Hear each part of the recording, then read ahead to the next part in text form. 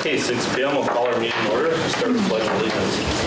I pledge allegiance to the flag of the United States of America and to the republic for which it stands, one nation, under God, indivisible, with liberty and justice for all. Yeah, roll call, please, Lee. Mr. Bembo? Here. Mrs. Lee? Here. Mrs. Hett? Here. Mrs. Rayom? Here. Mrs. Medina? Here. Mr. Cranes? Here. Marie. First item, student representatives report. Desiree. Okay, so how we've been, student council has been volunteering at elementary schools, like I told you guys last week. And this week we decided just to go to Grant because they do like a Christmas shop for like their students. So then they had like 6 to 8 of us on Wednesday and then 6 to 8 of us again on Thursday. So a lot of the kids enjoyed doing that. That was fun. And then this week on Wednesday we're going to Cranberry Court to do like crafts and cookies and stuff with the people who live there, the residents. And then it's just like sports, like gymnastics have been having their meet. I think they have one this week home. And then hockey is the home game. And just busy winter sports. I guess that nobody's looking forward to the winter break. I'm pretty excited. Okay, well, thank you for your report. Next, we'll move on to approval of minutes. Okay, I would make a motion to approve the regular Board of Education meeting minutes of November 13th, 2017. I'll second that. Okay, we have motion and second to approve the meeting minutes of the regular Board of Education meeting on November 13th, 2017. All those in favor, please say aye. Aye. Opposed, motion carries. Minutes are approved. Do we have any comments from public tonight? None. Okay, we'll move on to committee reports. Scott, start us out with business services. Thank you, John. Business services met on December 4th. We started our meeting at 6 o'clock. We had one consent agenda item dealing with our policy for our Performing Arts Center. Anybody want that? Hearing none. The policy 3.1 facility use policy for the Performing Arts Center. For the first reading, what we changed was a modification for the per hour charge for emergency, basically per hour charge for not registering for the use of the Performing Arts Center within the 2-week period. We also had to modify the fee schedule for events that have tickets and not tickets back to a flat rate as opposed to a percentage. And that was done due to the fact that it's very hard to monitor the percentage of ticket sales. And there's no mechanism in place to do that monitoring. So we went back to the flat rate charge. The other thing is our meeting went longer than personnel services for the first time in years. But we had a good report from Eric Rittenbacher, our director of the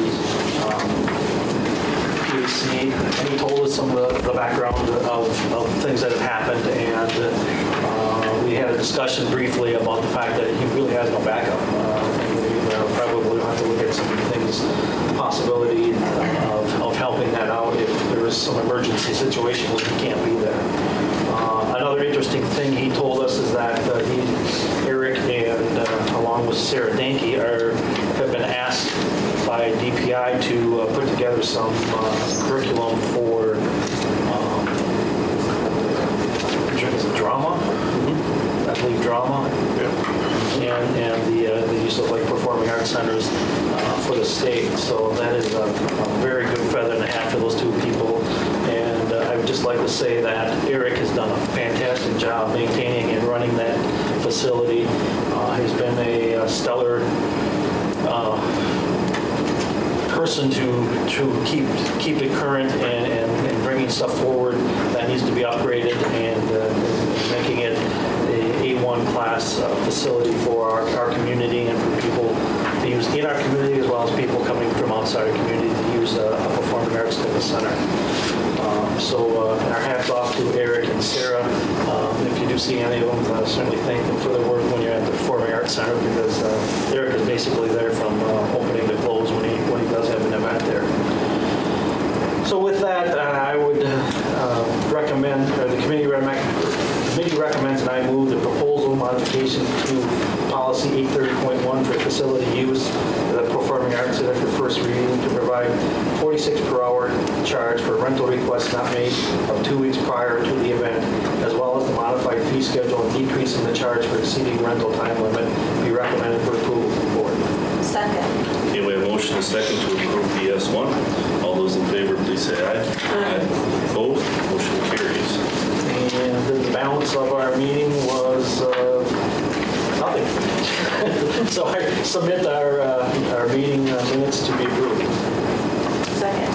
Okay, we have a motion and a second to approve the committee meeting minutes of the Business Service Committee of December 4th, 2017. All those in favor, please say aye. Aye. Opposed? Motion carries. Minutes are approved. Thank you, John. Next, we'll move on to Personnel Services, the short one. Very efficient. Personnel Services met last Monday at 6 p.m. and from that meeting we have 8 consent agenda items and they are as follows. 1, the committee recommends and I move to approve the 3 support staff appointments. We have the first 4 policies that I'm going to go through are for second reading, but they came through Personnel Services Committee first, and the last came through Board of Educational Committees for first reading. Number 2, the committee recommends and I move to approve Board Policy 510 Personnel Policies Goals for second reading. What we're basically doing is eliminating the cross-references, and when it talks about employees association, we're getting rid of the word association. 3, the committee recommends and I move to approve Board Policy 523.4, Employee Assistance for second reading. Once again, we're just eliminating some of the cross-references and we're making it an Employee Assistant Program. We're adding a word program to that policy. And other than that, there's just some very minor word changes on that. 4, the committee recommends and I move to approve Board Policy 536.2, Staff Retirement for second reading. Once again, this is eliminating some cross-references. And let's see. And what else? And in the reference to the appropriate employee agreement, that is being eliminated. 4, the committee recommends and I move to approve Board Policy 536.2, Staff Retirement for second reading. 5th, the committee recommends and I move to approve Board Policy 511.5, Employee Anti-Harassment for second reading. And what this is doing, it's just eliminating the names of the HR and the superintendent. It's just making it generic, not indicating an individual would have to change it every time those positions are changed. Board Policy 584, the committee recommends and I move to delete Board Policy 854, Display and Distribution of Materials and School Property for second reading. Board Policy 440, the committee recommends and I move to approve Board Policy 440, Students' Rights and Responsibilities, Freedom of Expression for second reading. And this is just some changes in the cross-references. Board Policy 851, the committee recommends and I move to approve the media distribution in school at Board Policy 851, media distribution in schools, advertising, sponsorship, or commemorative naming rights for district facilities or educational spaces for second reading. Does anybody want any of these held out? And I would second that. Okay, we have motion and second to approve PS1 through PS8. All those in favor, please say aye. Aye. Opposed? Motion's carried. We adjourned at 6:05, and with that, I move that the minutes from the Personnel Services Committee meeting of December 4th be approved as printed. Second. Okay, we have a motion and second to approve the meeting minutes of the Personnel Services Committee of December 4th, 2017. All those in favor, please say aye. Aye. Opposed? Motion carries. Minutes are approved. Thank you, Sandy. Next, we'll have Ed Services. Ann. Thanks, John.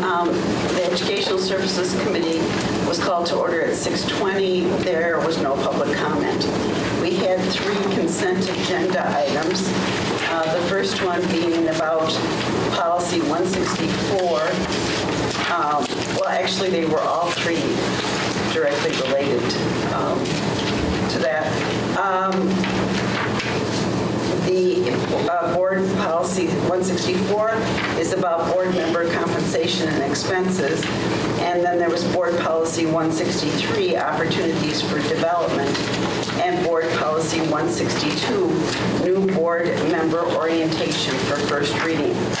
And during the November November 2017 meeting, the Educational Services Committee was updated by our Superintendent Braun on changes concerning board compensation in relation to the passage of Wisconsin Act 9 in June 2017.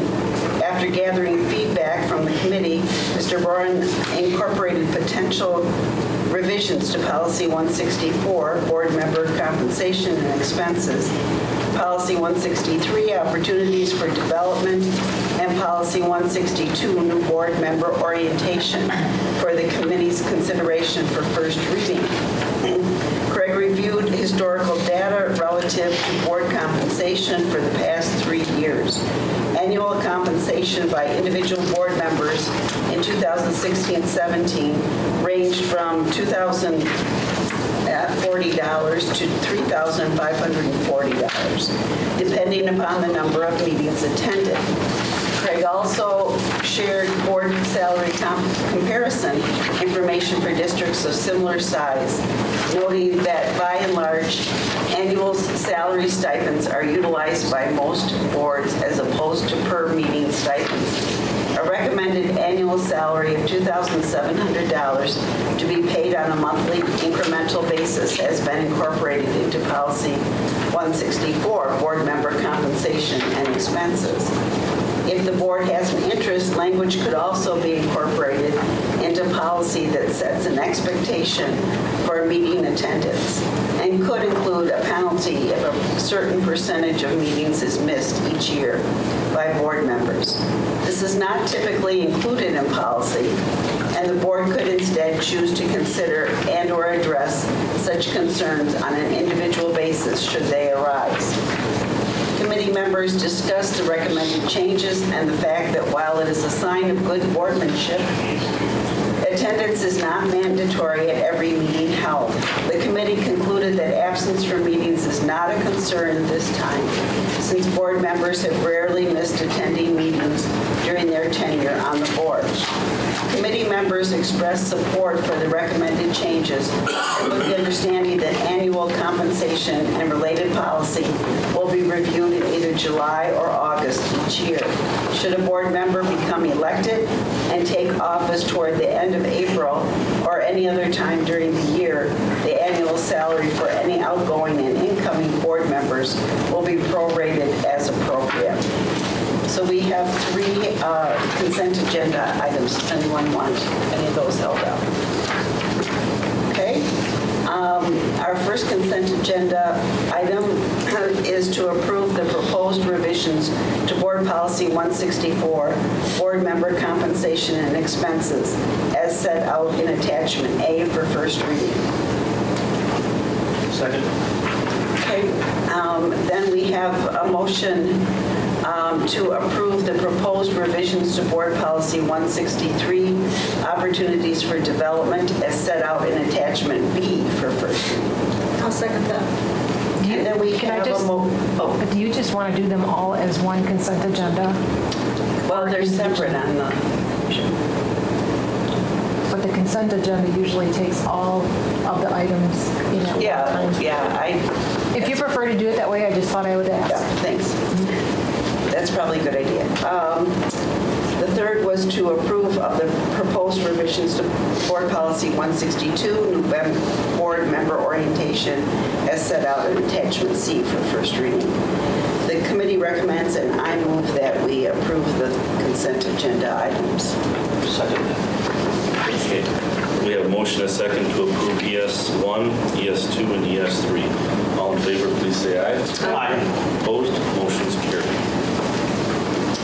We went on to updates, and Kathy Stebbins, our Director of Curriculum and Instruction, provided information concerning a newly enacted grant within the Every Student Succeeds Act, which provides funding to support 3 areas, which include access to a well-rounded education, improving school conditions for learning to ensure safe and healthy students, and improving the use of technology to improve.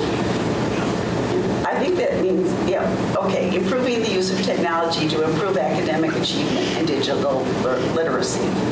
Funding for Title IV is based on the Title I funding formula. Wisconsin Rapids Public Schools received a total allocation of $11,325, and the parochial schools will receive $1,288.38 of this total. The WRPS portion will be used on a new student transition program developed by the Boomerang Project to assist 5th grade students in their transition to 6th grade at the Wisconsin Rapids Area Middle School beginning in 2018-19, as well as 8th grade students in their transition to 9th grade at the high school. Middle school students will participate in WEB, which stands for Where Everybody Belongs, and freshmen will be involved in Link Crew. Both programs employ strategic and intentional actions so students can get the necessary support and feel welcome and safe in their new school. Reviews of the program are phenomenal, and teachers from the middle school and high school will be attending training sessions to properly implement the program. The annual Courage Retreat is a day set aside to encourage students to use moral courage and make responsible decisions, and normally involves 8th grade students, but now will involve 7th graders instead in future years. We then went on to homeless education services, and Heather Lazitza, our homeless coordinator for WRPS, provided an update to the committee on the impact of homelessness on students, statutory requirements that districts must follow on this topic, and the services that WRPS provides. Heather provided an explanation of the federal McKinney-Vento Act and its impact and obligations for school districts to undertake steps to implement policies and practices for youth, which reduce barriers to enrollment, attendance, and success in school. Several of the specific requirements of districts include 1, designation of a local homeless liaison, identification of students who are experiencing homelessness or unaccompanied youth. That was the second one. The third one, provision for the immediate enrollment of students who are homeless. Fourth, making student or school placement decisions which are based upon the child's best interest. And 5, removing transportation barriers for homeless students. And 6, helping students obtain basic needs for student success, such as free lunches, waiver of book class fees, obtaining school supplies, or clothing and hygiene items, and connecting students and families to community resources and social services as necessary. Statistical data for a 6-year period was shared concerning the number of students qualifying for services. During the 2016-17 school year, 238 youth qualified for the McKinney-Vento services, and 102 students have qualified to date in the current year. Committee members expressed appreciation to Ms. Lazitza for her presentation. We then went on to an update about the trimester schedule at Lincoln High School. Ron Rasmussen, principal at Lincoln High School, provided information concerning the trimester schedule, which was implemented at Lincoln at the beginning of the 2015-16 school year. Results from a student survey conducted aimed at obtaining feedback regarding the trimester schedule, and those results were shared. Results from the survey overwhelmingly indicate that students are in favor of the change to a trimester schedule. With respect to advanced placement, AP courses, Mr. Rasmussen explained that courses run either Try 1 and Try 2 or Try 2 and Try 3, depending upon the building schedule and instructor preference. Data from AP testing indicates that overall, students who score a 3 or better have fallen below the national average in the last few years. At the same time, many more students are now taking the exams, and there are more types of exams being taken. In 2014-15, 150 students took an AP test, and in 2015-16 and 2016-17, 222 students took an AP test.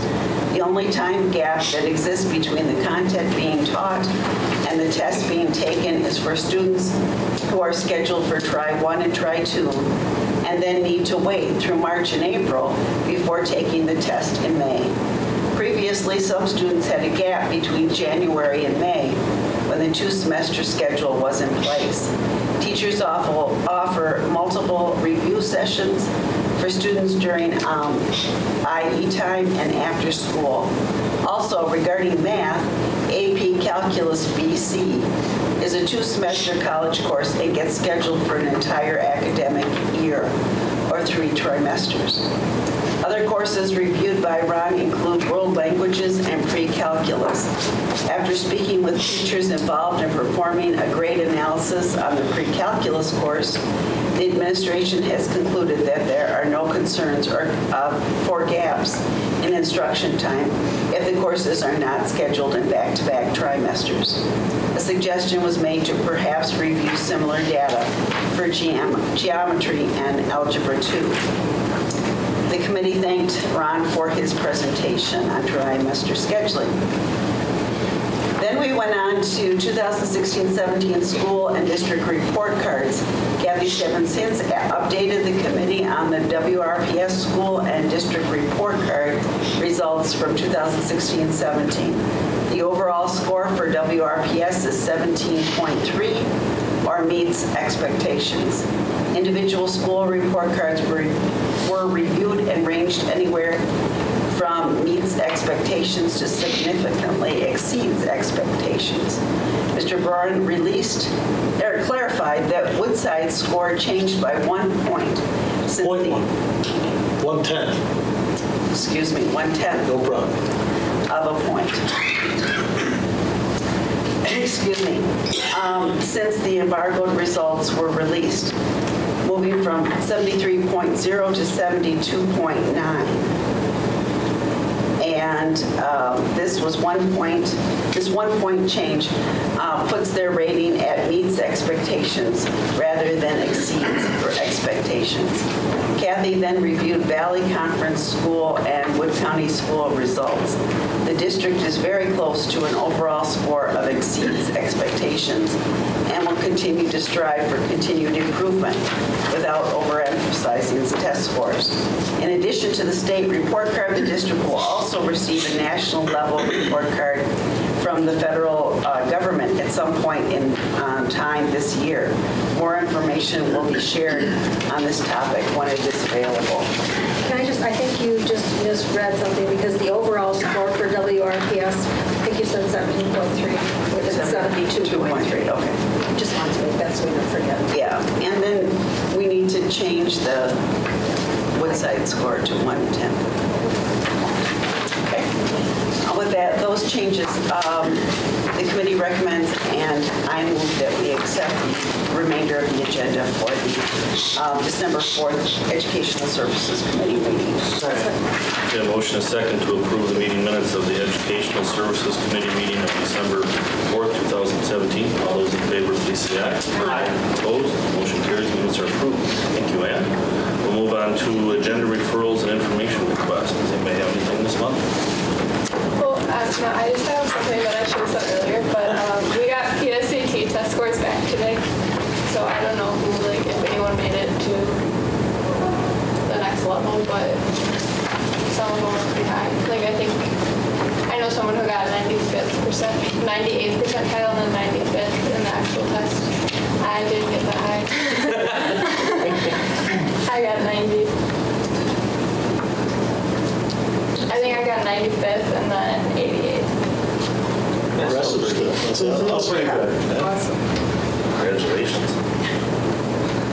Okay, we can move on to the legislative agenda. John, what do you have to share this month? Well, a couple things. One is a bill to expand immoral conduct to include aiding and abetting sexual abuse signed into law. And basically it's the Senate Bill 253, which specifies state law that it's immoral conduct for a DPI licensee, teacher, administrator, HR director to assist school employee, contractor, or agent to obtain a new job in a school or school district if it licensee knows it has reason to believe that the person committed a sexual offense against a student or a minor. So that is something that just was signed into law. The other thing that I just found interesting is the legislative leaders announced a Blue Ribbon Commission on school funding. And it says Assembly Speaker Robin Voss and Senate Majority Leader Scott Fitzgerald, the leaders of each house of the Wisconsin legislature, announced the formation of the Blue Ribbon Commission on school funding to be chaired by Senator Luther Olson and Representative Joe Kitchens. I guess two nice things about both of those people were on school boards, and both of them were school board presidents. So there are the members named to the commission on school funding include the following lawmakers, educators, and experts. Representative Joel Kitchens, he's a co-chair. Senator Luther Olson is the chair. Senator Alberta Darling, Senator Howard Marklin, Senator Kathleen Weinhaut, Representative Cody Horlacher, Representative Romaine Quinn, Representative Sandy Pope, Representative Jason Fields, Ted Nitsky, CEO of CISA 6, Dr. Michelle Langenfeld, Superintendent of the Green Bay Schools, Dr. Joni Bergen, Superintendent of Grantsburg Schools, Dan Rossmiller, who's our Director of Government Relations for WASB, Lori Sacker, Director of Business Operations for Mesmer Catholic Schools, Dr. Julie Underwood, Professional Department of Education Leadership and Policy Analysis from UW-Madison, and Dr. Bill Hughes, Chief Academic Officer, Seaton Catholic Schools. So the plan of the board is to start the beginning of next year to have monthly meetings and travel around the state to hear and find educational and funding needs of school districts in Wisconsin. So I guess if anything comes to our area, I'll keep an eye on this and let them report that if there's a meeting in our area that we might want to attend to that. I guess it's a positive thing to have that kind of a crowd or a collection of people other than just legislators involved in this commission. So to be further reviewed, I guess, or announced as things come on. Does it indicate the number of Republicans and the number of Democrats on that committee? It does. It's a Republican majority. 1, 2, 3, 4, 5, 6 Republicans, 3 Democrats out of the legislature. A late blue committee. So that, it says beginning of the next year, the commission will travel around the state conducting public hearings to learn more about school funding issues in Wisconsin. Recommendations will be given to legislative leaders before the end of the session. So we'll see how that goes.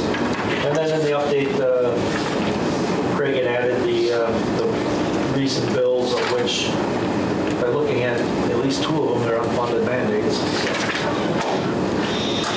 So we've seen that one is technical. One's a technical excellence scholarship program, alternative educational grants, EPI grant programs, financial literacy in schools, Montessori teaching license, and then school employment employee tuberculosis screening. So those are the latest pertaining to education. So that's it. All right, thank you for your report. Move on to the bills. Okay, I would make a motion that the receipts be noted and the bills be paid as printed. Second. Okay, we have a motion and a second that the receipts be noted and bills paid as printed. We have a roll call, please, Marie. Mrs. Medina? Yes. Mrs. Rayo? Yes. Mrs. Lee? Yes. Mr. Bumbo? Yes. Mr. Krings? Yes. Mrs. Mrs. Hutt? Yes. Thank you. Moving to new business. Item A, possible action on employee appointments, resignations, retirement requests. See them? Okay. Item B, update and discussion on a resolution awarding the sale of $9,200,000 general obligation promissory notes.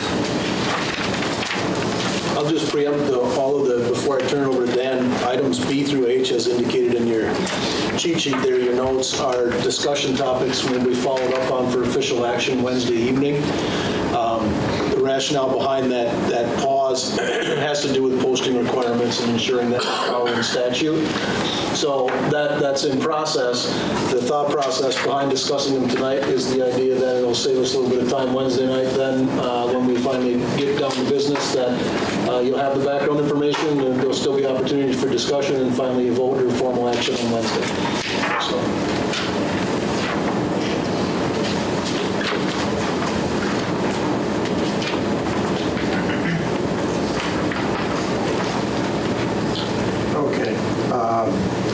These are not in the order they're going to be next Wednesday, are they? I believe they are.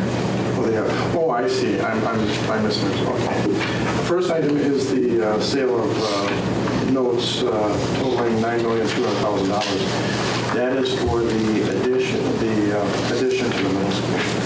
That's 12 classrooms in the gymnasium. And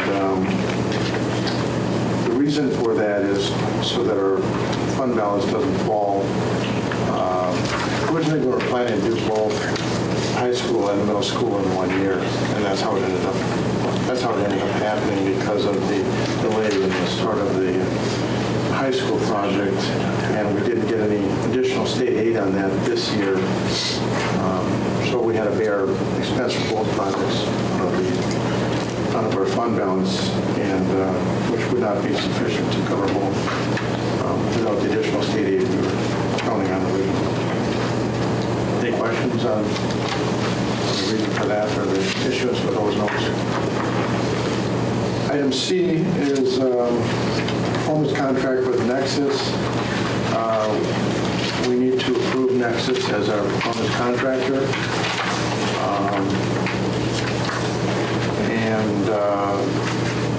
So that's the next item. And then once we approve them as the performance contractor, then we can go on to item D,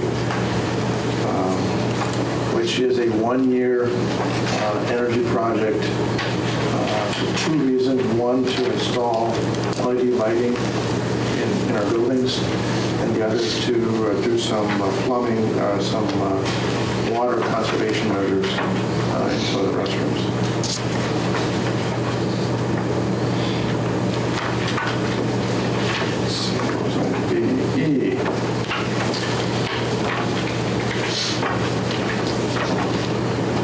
That's the 1-year F.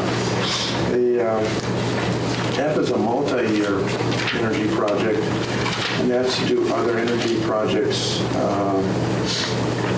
in the district, and that will be for a total of $9,300,000. And that would involve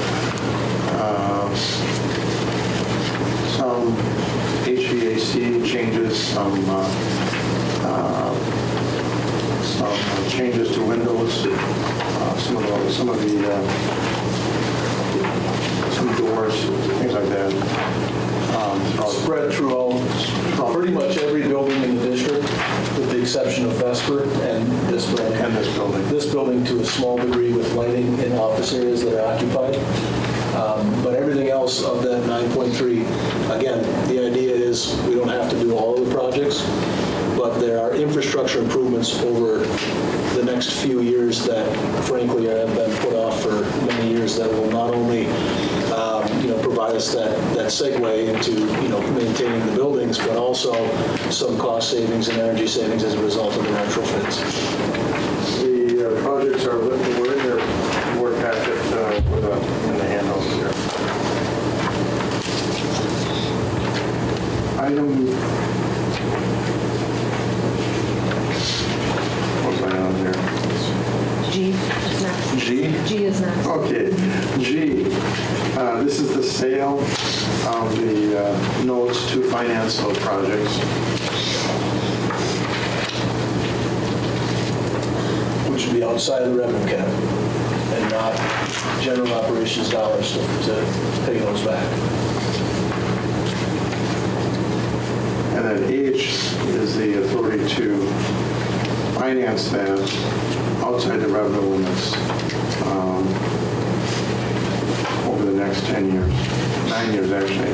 It's 10 years because you'll have interest on 1 year, just interest, and then interest and principal on the next 8 years. I think I missed one here. We didn't talk about the tax levy for the one-year project. That was E. That was E, okay. Yep. And that takes us down to I, budget adjustments, which were in your board package. I guess I'd like to just back up again. Okay. Just mention the fact that any last, in looking at the information that's been given us, the last major renovations on any of our buildings, the majority of the buildings was 1999. Yes. And there were 2 buildings that had some stuff done in 2001. That was before I got here, and I was told that the reason for that was the board wanted to do something in each building, and that's why that was done that way. And most of that dealt with increasing enrollment, so adding space. Right. Not a lot of upgrades were done to the existing building. It was mostly in the new additions. So, yeah, a lot of our equipment is very old. It's some of it 40-plus years, with a 20 to 25-year life expectancy. And this should set the district up for the next 25, 30 years. And that was my second point, is that they pointed out that the infrastructure, the HVAC stuff, most of the buildings are 30 years old. Yeah. Made it a gym to grant, library to choice, library to Vesper, actually. Washington, yeah, Vesper. But it didn't upgrade any of the infrastructure. Thank you. Moving on to the budget adjustments. That's this sheet. And the changes were to a change in the tax levy and the state aid. If you notice on local revenue and state sources, there's a flip there. We had a projection on state aid that actually went down because we spent less on the energy project, the renovation at Lincoln than we planned on. So our state aid is less this year than we were anticipating originally. That increases our tax levy, but that should reverse next year when we claim the expense for the school addition. Let's see. Can we go ahead and take action on item I believe, before we move on, or did you have I was going to make one other comment, and then you can take action. Okay. Going down to the expenditures, transfers to other funds, that was to move money into Fund 38, transfer Fund 10 to Fund 38 to cover the bond interest and those payments. And again, then, the amended budget doesn't reflect any change in mill rate or local levy. Correct. The mill rate goes down, and the levy stays the same. So it's really how we're spending the dollars, not the total dollars of revenue we have access to. Right. When I said it changed the levy and it changed the portion for Fund 10, it didn't change the total levy. The total levy stayed the same. Right. Okay. Thank you. Thanks, Dan. And I'd make a motion to approve the amended budget as presented. I'll second that. Okay, we have motion second to approve the amended 2017-18 district budget. Could we have a roll call, please, Bree? Mr. Bembo? Yes. Mrs. Medina? Yes. Mrs. Lee? Yes. Mrs. Head? Yes. Mrs. Real? Yes. Mr. Creams? Yes, thank you. And last is the approval of the Independent Auditors Report. Okay. Should have all received. I could have brought extras. I didn't bring any. You forgot to bring this. Actually, we're going to do the stapled sheet first, which is the actual communication with those in charge of government. If you actually look through this thing, you'll realize this is not for the board. This is for financial institutions. So a bank in Kentucky and a bank in Florida and a bank in Wisconsin can compare school districts to lend money, but it's really, for you guys, this is not, you're not using it to compare yourselves to DC Everest or Marshfield or anything like that. One, you don't even have Marshfield's or DC Everest report. The only thing you can get a copy of is typically our annual report, which is filed with DPI.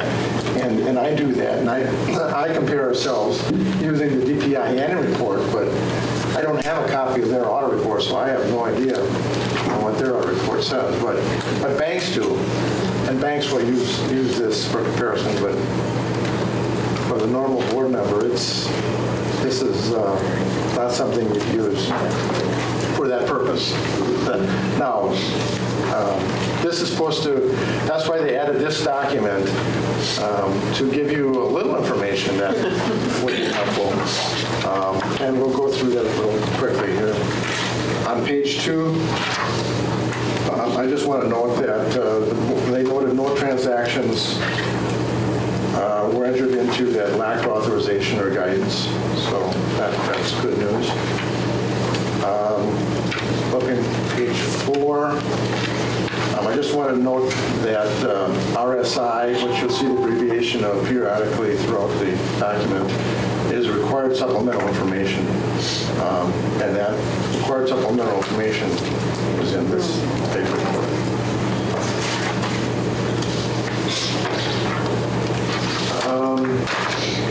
Page 5. Oh yeah, I paid him for that comment there about the healthy assistance we provided. They said that every year though, Dan. So you write the check every year. I guess that was a waste of money. Did that come out of Fund 10? No. That was fun, Dan. Yeah, it was called the fee for the audit.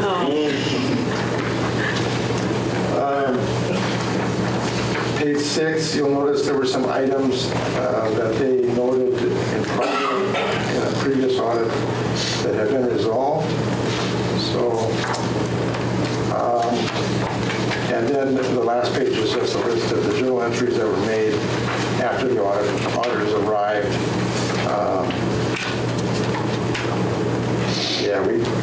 They're just one of these entries we weren't able to make, the last one. The other two were just an oversight on our part. Dan, that first item on page 6, it says status unresolved. Yes.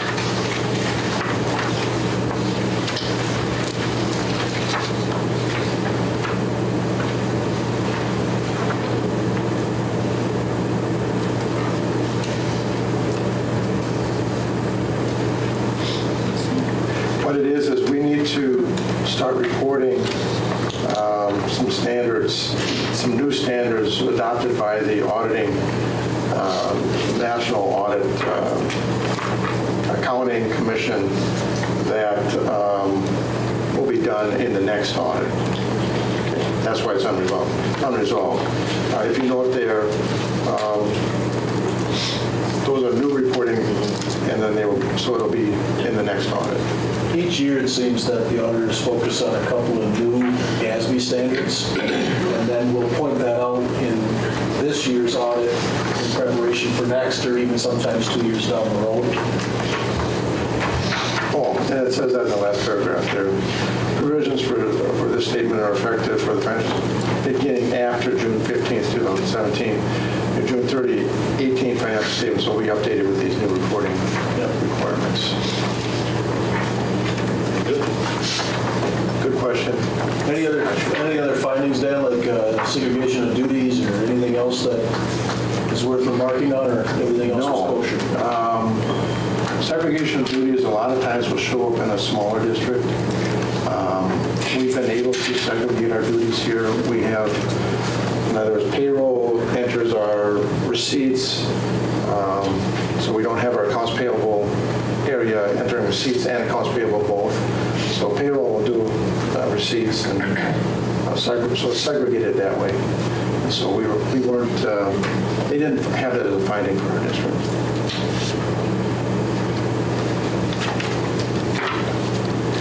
Quite a positive report. I I do have some pages to point out through here. I have some tabs. I can go through it fairly quickly. Take a lot of tabs. I did read through this whole thing. It's pretty dry. I wanted to point out that they did express an opinion on page 3. The financial statements represent fairly in all material respects the respective financial position of the governmental activities in each major fund for the year ended June 30, 2017. That one happened.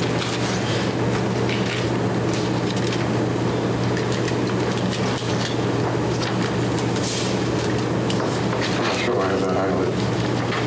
Moving on to page 6, just note that what they do here is they combine our revenue and anyway, it gives a breakdown of our revenue. We had $69,350,000, of which $23,112,000 was property taxes, and $35,192,000 was from state and federal aid. And so the total governmental activities were $66,988,000, of which $37,566,000 were for direct instruction.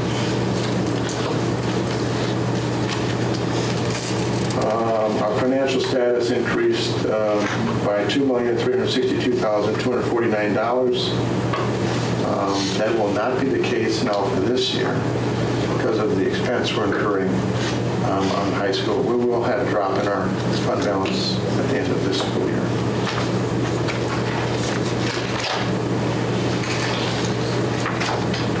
Page 8. They're just stating that the accounting methods we use are those used by the private sector. In other words, the financial institutions that are looking at our financial reports to lend money or issue bonds are familiar with that type of reporting.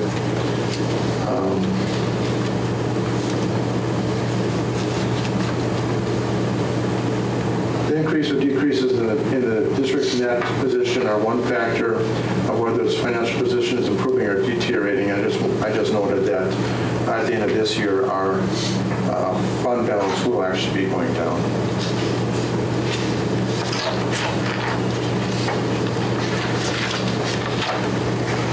On page 14, noted that we retired $1,875,000 in bonds and notes payable. That was the end of last year. So we did retire some more debt at the end of last year. But we'll be adding to our debt load this year, particularly on Wednesday, if the board chooses to do so.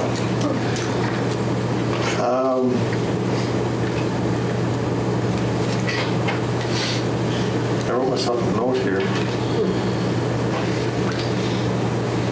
Oh, basically, okay, I'll give you an example.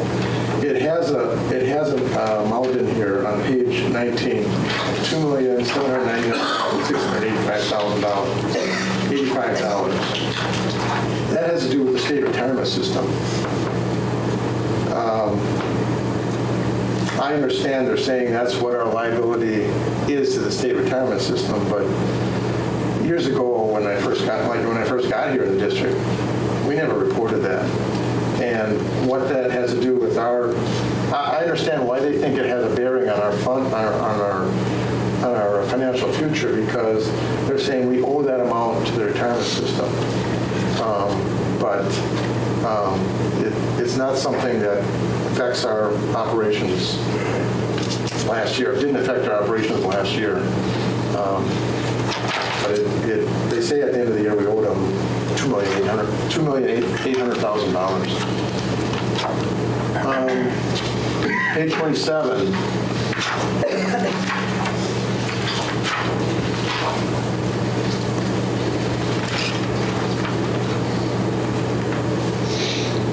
I didn't highlight what I wanted to make a note of. So I'm not sure what it was.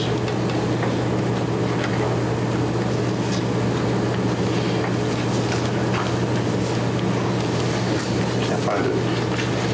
Moving on. Page 29. Oh, okay. On the bottom of page 29, it has two bond issues. One has a 0% interest rate. Those are the QZET bonds. And the reason we haven't done any payment or prepayments on those is because there's no interest on those.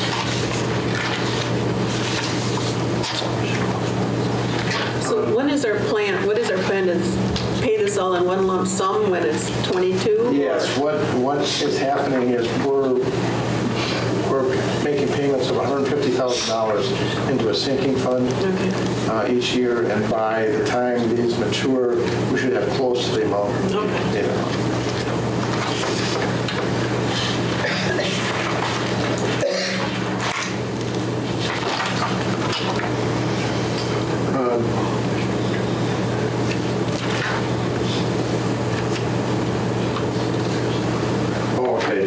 I made a note that it talks about we defeased some debt.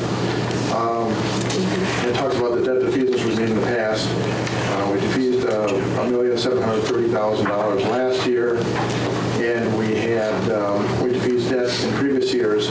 The total outstanding of all those debt defeasance, that's the amount that the escrow agent is holding, the funds the escrow agent is holding to pay out in the future. I totaled those two together. It's $11,555,000 that's sitting in an escrow account for future payments. Okay, on page 35, there's something, transfer from the general fund to the long-term capital improvement trust. Last year, we transferred $42,722. That's into Fund 46, which is a sinking fund for future projects. Of that, we split that into two different, the board split that into two different parts. One was for the PAC, and the other was for district projects as a whole.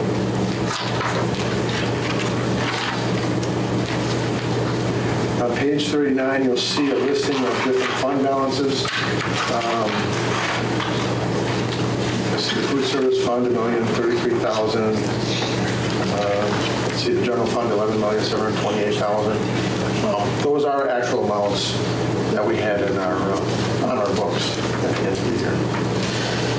So that's the only place you can actually find our fund balance in this whole report. The fund balances of lists before are all combined in different ways. And then the rest of it is just supplemental information. So I skipped all the way back to page 50, and I wanted to note that they did not identify any material weakness. However, they did identify a significant deficiency, and that has been occurring since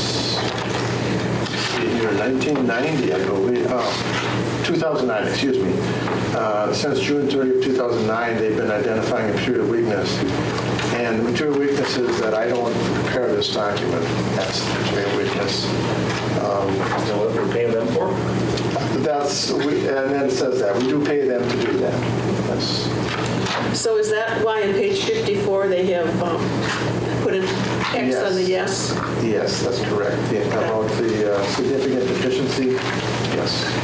I'm pretty sure there's only like 3 or maybe 4 districts in the state that prepare their own financial statements, because they would have a controller and accountants and so forth. So this is not an outlier. This is the norm, which is another reason why I point out a conditional finding. In a lot of cases, again, the vast majority in Wisconsin has to do with segregation of duties.